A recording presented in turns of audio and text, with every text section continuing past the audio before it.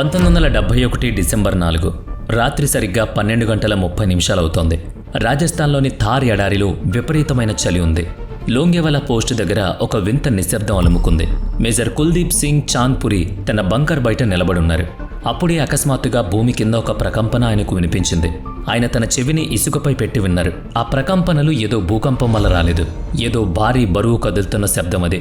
Major వెంటనే తన binoculars తీసుకుని జీరో లైన్ వైపు చూశారు. ఇసుక తుఫాన్ను చీల్చుకుంటూ పాకిస్తాన్కు చెందిన 22వ కేవరీల దళం వాళ్ల వైపు వస్తోంది. అందులో చైనాకు చెందిన T-59 ట్యాంకుల భారీ రెజిమెంట్ ఉంది. మేజర్ చాంద్పురి వెంటనే రేడియో తీసుకుని హెడ్ క్వార్టర్స్కు మెసేజ్ ఇచ్చారు. సార్, మన ఎదురుగా కనీసం 40 ట్యాంకులున్నాయి. అలాగే వేలాది మంది శత్రువుల సైన్యాలు మన వైపు వస్తున్నాయి. మనకు వెంటనే బ్యాకప్ కావాలి సార్ అని రిపోర్ట్ చేశాడు. హెడ్ క్వార్టర్స్ నుంచి వెంటనే సమాధానం వచ్చింది. మేజర్ చాంద్పురి, మన దగ్గర ఎయిర్ సపోర్ట్ కోసం హంటర్ జెట్స్ ఉన్నాయి, కానీ అవి రాత్రిపూట ఎగరలేవు. మీరు ఉదయం వరకు వేచి చూడాలి. అప్పటి వరకు ఆ పోస్ట్ను వదిలేసి వెనక్కి తగ్గొద్దు, లేదా మీ అదృష్టం మీద భారం వేయండి అని చెప్పేశారు. మేజర్ చాంద్పురి తన రేడియో ఆపరేటర్ వైపు చూసి దీర్ఘంగా శ్వాస పీల్చుకున్నారు. ఆయన దగ్గర కేవలం 120 మంది జవాన్లు మాత్రమే ఉన్నారు, కానీ ఎదురుగా 3000 మంది శత్రు సైన్యం. అక్కడి నుంచి వెనక్కి తగ్గిపోవడం లాజికల్గా సరైన నిర్ణయం, కానీ వాళ్ళు వెనక్కి తగ్గితే శత్రువులు దేశంలోకి చొరబడతారు. తర్వాత కొద్ది సెకండ్లలోనే మేజర్ తన జీప్ తీశారు. పోస్ట్ ముందు భాగంలో ఒక సాధారణ ముళ్ల కంచెని ఏర్పాటు చేశారు. అక్కడ ఎలాంటి ల్యాండ్ మైన్స్ లేవు. అదొక పెద్ద మోసం మాత్రమే. కానీ ఆ రాత్రి చేసిన ఆ మోసం 120 మంది జవాన్ల ధైర్యం, పాకిస్తాన్ కళ్ళను నాశనం చేసింది. జైసల్మేర్లో బ్రేక్ఫాస్ట్ చేయాలన్న పాకిస్తాన్ ప్లాన్ను వాళ్ళు సమాధి చేశారు. ఈ కథ కేవలం ధైర్యానికి సంబంధించింది కాదు. 1971 యుద్ధం గతిని మార్చేసిన ఒక గొప్ప వ్యూహానికి సంబంధించింది. చరిత్రలో దీనికి ద బ్యాటిల్ ఆఫ్ లోంగేవాలా అనే పేరు స్థిరపరిచారు. 1971 డిసెంబర్ నాటికి భారత్, పాకిస్తాన్ మధ్య ఉద్రిక్తతలు తారాస్థాయికి చేరుకున్నాయి. కానీ మిలిటరీ మ్యాప్లో రాజస్థాన్లోని ఈ సెక్టార్కు పెద్దగా ప్రాధాన్యత ఇవ్వలేదు. ఎడారి గుండా పాకిస్తాన్ ఒక పెద్ద దాడి చేసేంత తెలివి తక్కువ పని చేయదని భారత ఆర్మీ కమాండర్లు నమ్మారు. అందుకే లోంగేవాలాలోని ఈ నిర్మానుష్యమైన పోస్టులో కేవలం 30 పంజాబ్ రెజిమెంట్కు చెందిన ఆల్ఫా కంపెనీ మాత్రమే మోహరించారు. దాని కమాండర్ మేజర్ కుల్దీప్ సింగ్ చాంద్పురి చేతిలో ఉంది. మేజర్ చాంద్పురి ఏమీ సినిమాలో హీరో కాదు. ఆయన అత్యంత అనుభవం ఉన్న ఒక ప్రొఫెషనల్ ఆర్మీ ఆఫీసర్. ఆయనకు ఆయన 120 మంది జవాన్లు ఇక్కడికి కేవలం ఒకే పని కోసం పంపారు. పరిస్థితులను గమనిస్తూ హెడ్ క్వార్టర్స్కు రిపోర్ట్ చేయడం మాత్రమే వాళ్ళ బాధ్యత. వారి దగ్గర భారీ ఆయుధాలు లేవు. జీపులపై అమర్చిన కేవలం 2 పాత మోడల్ M4 ఆర్సిలెస్ గన్స్ మాత్రమే ఉన్నాయి. అప్పటి రాత్రి సుమారుగా 12:30 అవుతోంది. పోస్ట్కు దాదాపు 5 లేదా 6 కిలోమీటర్ల దూరంలో సరిహద్దు దగ్గర ఒక చిన్న పెట్రోలింగ్ టీం ఉంది. సెకండ్ లెఫ్టినెంట్ ధర్మ్వీర్ తన టీంతో కలిసి అక్కడ కాలినడకన పహార కాస్తున్నారు. అకస్మాత్తుగా గాలివాటం మారింది. వెంటనే ధర్మవీర్ తన అడుగులు ఆపేశారు. సైలెంట్గా ఉండాలని జవాన్లకు సైగ చేశారు. ఎడారిలోని ఆ చల్లటి గాలిలో ఆయనకు 2 విషయాలు స్పష్టంగా తెలిసాయి. మొదటిది, ఇనుము ఒకదానికొకటి రాసుకుంటూ ఉన్న ఒక సన్నటి శబ్దం. రెండోది, డీజిల్ మండుతున్న వాసన. ధర్మ్వీర్ సమయం వృధా చేయకుండా వెంటనే రేడియో బటన్ నొక్కారు. టైగర్ ఫర్ కంట్రోల్, ఇక్కడ ఏదో కదలికుంది. ట్యాంకుల ట్రాక్ సౌండ్ వినిపిస్తోంది. వాటి సంఖ్య ఇంకా స్పష్టంగా తెలియడం లేదు అని ఆయన రిపోర్ట్ చేశాడు. లోంగేవాలా పోర్ట్లో ఉన్న మేజర్ చాంద్పురి ఆ మెసేజ్ను రిసీవ్ చేసుకున్నారు. ట్యాంకులు వస్తున్నాయంటే అదేదో చిన్న చొరబాటు కాదని ఆయనకు అర్థమైంది. అది ఖచ్చితంగా ఒక భారీ దాడి అని ఆయన గ్రహించారు. ఆయన వెంటనే జైసల్మేర్లోని బ్రిగేడ్ హెడ్ క్వార్టర్స్కు ఈ సమాచారం ఇచ్చారు. దానికి హెడ్ క్వార్టర్ ఇచ్చిన సమాధానం చాలా సూటిగా, కఠినంగా ఉంది. చాంద్పురి, అక్కడికి పంపడానికి మా దగ్గర అదనపు జవాన్లు లేరు, ట్యాంకులు కూడా లేవు. మన ఎయిర్ ఫోర్స్ దగ్గర హంటర్ విమానాలు ఉన్నాయి, కానీ వాటికి నైట్ విజన్ లేదు. అవి సూర్యోదయానికి ముందు ఎగరలేవు. ఇప్పుడు నీ ముందు 2 దారులున్నాయి. ఉదయం వరకు నీ పొజిషన్ను కాపాడుకో, లేదా అక్కడి నుంచి వెనక్కి తగ్గి రామ్గఢ్కు వచ్చాయి. వ్యూహాత్మకంగా చూస్తే అది చదరంగంలో చెక్మేట్ లాంటి పరిస్థితి. ఒకవైపు 120 మంది జవాన్లు, పాత మోడల్కు చెందిన 2 ఆర్సిలెస్ గన్స్. మరోవైపు పాకిస్తాన్ 22వ కేటగిరీకి చెందిన 45 భారీ యుద్ధ ట్యాంకర్లు. అప్పుడు చాంద్పురి తన సుబేదార్లను, జవాన్లను దగ్గరకు పిలిచారు. వారితో ఇలా అన్నారు, జవాన్స్ వినండి, శత్రువుల బలం మనకంటే 20 రెట్లు ఎక్కువగా ఉంది. మరో కొన్ని గంటల్లో ఈ పోస్ట్ శవాలతో నిండిపోయే అవకాశం కూడా ఉంది. మనం వ్యూహాత్మకంగా వెనక్కి తగ్గొచ్చని హెడ్ క్వార్టర్స్ నుంచి ఆర్డర్స్ వచ్చాయి. అంటే మనం ఇప్పుడు వెంటనే ఈ పోస్ట్ను వదిలేసి రామ్ఘర్కు వెళ్ళిపోవచ్చు. మనది అధికారి ఆర్డర్ కాబట్టి ఎవ్వరూ మనల్ని పిరికి వాళ్ళు అనరు. కానీ ఒక్క విషయం గుర్తుపెట్టుకోండి, ఈరోజు మనం ఇక్కడి నుంచి వెనక్కి తగ్గితే రేపు ఉదయం పాకిస్తాన్ ట్యాంకులు జైసల్మీర్ రోడ్ల మీద ఉంటాయి. నేనైతే ఇక్కడి నుంచి ఒక్క అంగుళం కూడా వెనక్కి తగ్గేది లేదు. ప్రాణాలపై ఆశ ఉన్న వాళ్ళు ఇక్కడి నుంచి వెళ్ళిపోవచ్చు. నేను ఎవరిని ఆపను. కానీ ఇక్కడ ఆగేవాడు రేపటి సూర్యుడిని చూడాలంటే ముందు శత్రువుల శవాలను ఈ ఇసుకలో కలిపేయాలి. ఒకవేళ శత్రువులు ఈ పోస్ట్ను ఆక్రమించి మన నెత్తి మీదకొస్తే నేను ఖైదీగా వారి ముందు మోకరిల్లను. నా బూట్లలో ఈ లోడెడ్ పిస్టల్ దాచిపెట్టాను. అందులోని ఆఖరి బుల్లెట్ నా కోసమే ఉంచుకుంటాను. ఈ యుద్ధం మధ్యలో నా అడుగులు వెనక్కి పడినా లేదా మిమ్మల్ని వెనక్కి వెళ్ళమని నేను ఆదేశించిన వెంటనే మీ రైఫిల్ను నా వైపు తిప్పండి. నా మీద ఒట్టు, ఎవరైనా సరే నన్ను అక్కడే కాల్చి చంపేయండి. నా శవం ఈ లైన్ దాటి వెనక్కి వెళ్ళకూడదు అని మేజర్ హెచ్చరించారు. ఆయన మాటలు విన్నాక కొద్ది సెకండ్ల పాటు అక్కడ కేవలం నిశ్శబ్దం మాత్రమే ఉంది. ఎవ్వరూ ఎలాంటి నినాదం చేయలేదు. ఎవ్వరూ ఎలాంటి అరుపు అరవలేదు. ఆ 120 మంది జవాన్లు ఒక్కొక్కరుగా తమ రైఫిల్స్కు ఉన్న సేఫ్టీ క్యాష్ను తొలగించారు. యుద్ధానికి సిద్ధమవుతూ సైలెంట్గా తమ ట్రెంచ్ వైపు వెళ్లారు. ఆ రాత్రి లోంగేవాలా నుంచి ఎవరూ వెనక్కి వెళ్లేది లేదని వారి నిశ్శబ్దమే సమాధానం చెప్పింది. ఆ రాత్రి మేజర్ చాంద్పురి కేవలం ఒక బెటాలియన్కు కమాండర్గా మాత్రమే లేరు. ఆయన 120 మంది మనుషులను ఉక్కులా మార్చేశాడు. ఇసుక దిబ్బల వెనుక ఉన్న పాకిస్తాన్ బ్రిగేడర్ అంతా తమకు దారి క్లియర్గా ఉందనుకున్నాడు. కానీ ప్రమాదం పొంచుందని తెలీదు. వారికి ఎదురుగా ఒక సాధారణ రెజిమెంట్ లేదని, 120 మంది ప్రాణాలకు తెగించిన గొప్ప యోధులున్నారని తెలీదు. అసలు ఆట ఇప్పుడే మొదలు కాబోతోంది. మిలిటరీ చరిత్రలో దీన్ని ది గ్రేట్ బ్లఫ్ అని పిలుస్తారు. రాత్రి 2:30 అవుతోంది. పాకిస్తాన్ ట్యాంక్ల కాన్వాయ్ లోంగేవాలా పోస్ట్కు చాలా దగ్గరగా వచ్చింది.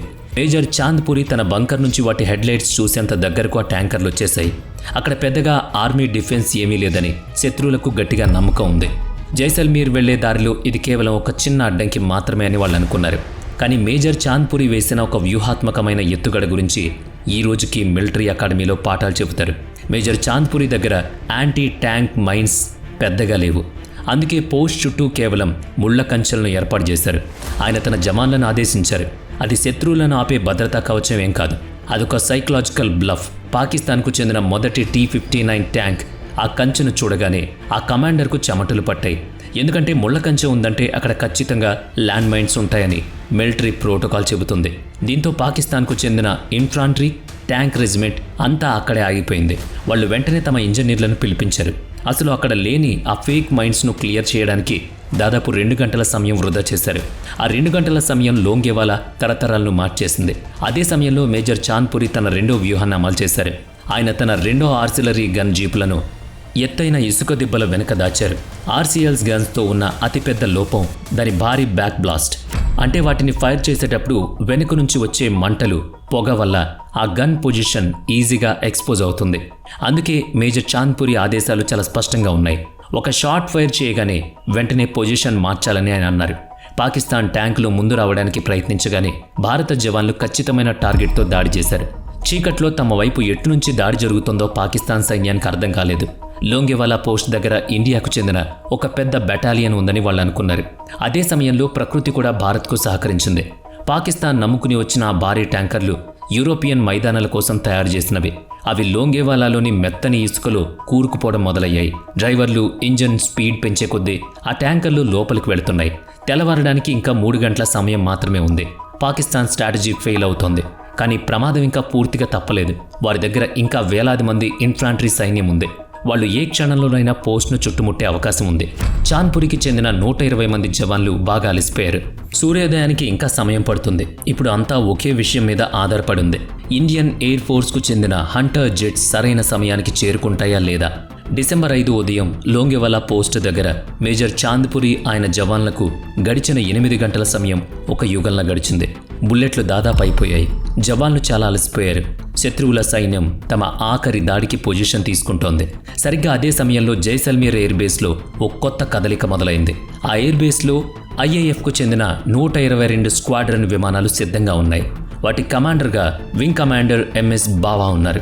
లోంగేవాలా నుంచి వచ్చే కాల్ కోసం ఆయన రాత్రంతా ఎదురు చూశారు, చాలా కోపంగా, ఆకలిగా. ఉదయం మొదటి కిరణం రాగానే 2 హంటర్ విమానాలు గాల్లో ఎగిరాయి. ఈ విమానాల్లో ఒక పెద్ద టెక్నికల్ లోపం ఉంది. వీటిలో ఎలాంటి రాడార్ లేదా అడ్వాన్స్డ్ నావిగేషన్ సిస్టమ్స్ లేవు. పైలట్లు తమ కళ్లతో శత్రువులను వెతుక్కోవాలి. అక్కడికి వెళ్ళాక పైలట్లకు కనిపించిన దృశ్యం ఒక టార్గెట్ ప్రాక్టీస్లా ఉంది. పాకిస్తాన్కు చెందిన 40కి పైగా ట్యాంకర్లు లోంగేవాలా ఇసుకలో ఇరుక్కుపోయి ఉన్నాయి. అది ముందుకు వెళ్ళలేదు, అలాగే వెనక్కి తగ్గదు. మిలిటరీ భాషలో దీన్ని సిట్టింగ్ డక్స్ అని కూడా అంటారు. ఇక్కడే పాకిస్తాన్ చేసిన అతిపెద్ద తప్పు బయటపడింది. వాళ్ళు ఇంత పెద్ద దాడి చేశారు కానీ తమ ట్యాంకులకు ఎయిర్ కవర్ ఇవ్వలేదు. తెల్లవారే లోపే లోంగేవాలాను కైవసం చేసుకోవచ్చని వాళ్ళు కలగన్నారు. ఉదయం 7:30 మొదటి స్ట్రైక్ జరిగింది. హంటర్ జెట్స్ తన 30mm అడెన్ కానన్స్ T-10 రాకెట్స్తో నిప్పులు కురిపిస్తున్నాయి. ఆ ఎడారిలో ట్యాంకులు దాక్కోవడానికి ఎలాంటి చాటు కూడా లేదు. ఒక ట్యాంక్ పేలగానే దాని నుంచి వచ్చే నల్లటి పొగ మిగతా ట్యాంకుల పొజిషన్ను స్పష్టంగా చూపిస్తోంది. పైలట్లు వరుసగా సోర్టీలు చేశారు. ఒక విమానం వెళ్ళగానే మరొకటి వస్తోంది. మధ్యాహ్నం అయ్యేసరికి లోంగేవాలా సీన్ పూర్తిగా మారిపోయింది. పాకిస్తాన్ 22వ క్యావరీ రెజిమెంట్కు గర్వకారణమైన వారి T-59 ట్యాంకులు కాలుతున్న ఇనుప ముక్కల్లా మారాయి. పాకిస్తాన్ సైన్యంలో భయాందోళన మొదలైంది. బాగానే ఉన్న ట్యాంకులను కూడా వదిలేసి వాటి డ్రైవర్లు హద్దుల వైపు పారిపోయారు. సాయంత్రం యుద్ధం ముగిసింది. పాకిస్తాన్కు చెందిన 18వ డివిజన్ పూర్తిగా నాశనమైంది. మేజర్ చాంద్పురి ఆయన జవాన్లు తమ ట్రెంచ్ నుంచి బయటకు రాగానే వారి ముందు ఒక శ్మశానం కనిపిస్తోంది. అది శత్రువుల స్ట్రాటజీ, వారి అహంకారానికి సంబంధించిన శ్మశానం. యుద్ధం కేవలం ఆయుధాలతోనే కాదు, బుర్రతో కూడా చేయొచ్చని నిరూపించారు. యుద్ధం ముగిసిపోయింది. లోంగేవాలాలో కాలుతున్న ఇసుక ఇప్పుడు నెమ్మదిగా చల్లబడింది. కానీ అక్కడ మిగిలిపోయిన ఆనవాళ్లు చరిత్ర గతిని మార్చేశాయి. కేవలం 120 మంది జవాన్లు, 3000 మంది సైన్యాన్ని, 45 ట్యాంకులను ఎలా ఆపగలిగారని ప్రపంచం జుట్టు పీక్కుంది. అంతేకాదు దీంట్లో ముఖ్యమైంది వారి దృఢ సంకల్పం. లోంగేవాలాలో సాధించిన ఈ విజయం కేవలం ఒక పోస్ట్ను కాపాడిన కథ కాదు. ఇది జైసల్మేర్ను కాపాడిన కథ. ఇది జోధ్పూర్ను రక్షించిన గాథ. ఒకవేళ ఆ రాత్రి మేజర్ చాంద్పురి కంపెనీ కనుక వెనక్కి తగ్గుంటే జైసల్మేర్లో బ్రేక్ఫాస్ట్ చేయాలన్న పాకిస్తాన్ కల నిజమయ్యేది. భారత్ తలదించుకోవాల్సి వచ్చేది. అప్పుడు 1971 యుద్ధ ఫలితం ఖచ్చితంగా మరోలా ఉండేది. రాజీ చర్చల్లో వాడుకుందామని పాకిస్తాన్ దాచుకున్న ఆ బ్రహ్మాస్త్రాన్ని ఈ విజయం లాగేసుకుంది. లోంగేవాలాలో ఎదురైన ఓటమి పాకిస్తాన్ సైన్యం నడ్డి విరిచింది. సరిగ్గా 11 రోజుల తర్వాత ఢాకాలో 93,000 మంది పాకిస్తాన్ సైనికులు సరెండర్ అయ్యారు. ప్రపంచ పటం మీద బంగ్లాదేశ్ అనే ఒక కొత్త దేశం ఏర్పడింది. ఆ రాత్రి లోంగేవాలా పోస్ట్ దగ్గర భారత్ కేవలం 2 జవాన్లను మాత్రమే కోల్పోయింది. కానీ పాకిస్తాన్కు చెందిన 200 మందికి పైగా సైనికులు, 34 కంటే ఎక్కువ ట్యాంకులు ఆ ఇసుకలో సమాధైపోయాయి. వీడియో నచ్చితే లైక్ చేయండి, షేర్ చేయండి. ఇప్పటి వరకు మన ఛానల్ని సబ్స్క్రైబ్ చేయనట్లయితే ఇప్పుడే సబ్స్క్రైబ్ చేసుకుని పక్కనే ఉన్న బెల్ ఐకాన్పై క్లిక్ చేయండి. నెక్స్ట్ వీడియోలో మళ్ళీ కలుద్దాం. Thanks for watching.